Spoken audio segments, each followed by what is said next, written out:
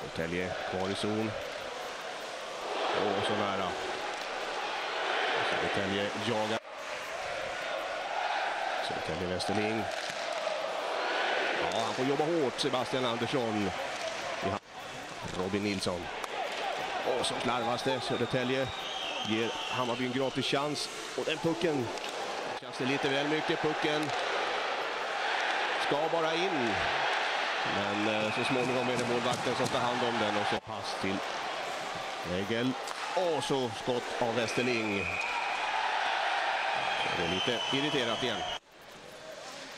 Södertälje får inte ut pucken ur zon. Här kommer farligt läge. Pucken rakt på Salin och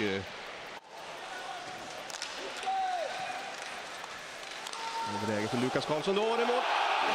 Södertälje gör matchens första mål genom Robin Nilsson. Trycks upp av Emsjö. Den pucken studsar. Styrning i mål. Och det är lagkapten Skinnars som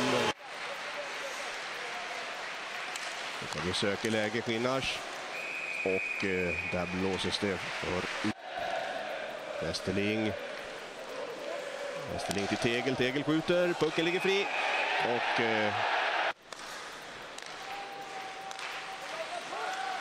Och skott i mål.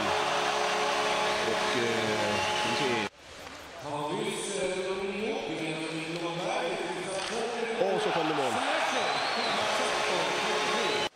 Westerling.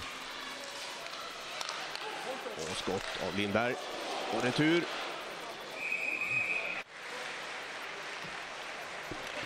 Paul Eriksson. Eriksson kliver fram. Skjuter retur. Tillbaka till Skinnars som sätter fart på vänsterkanten. Alldeles ensam med anfallszon. Retur. Enkelt åt sig pucken.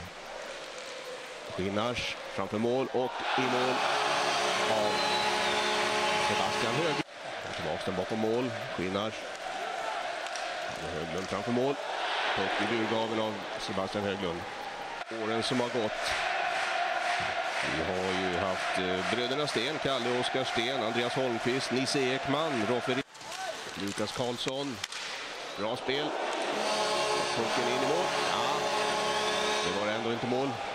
Skott till Westerling. Westerling. Och så kom det skott i mål av Tegelholmen.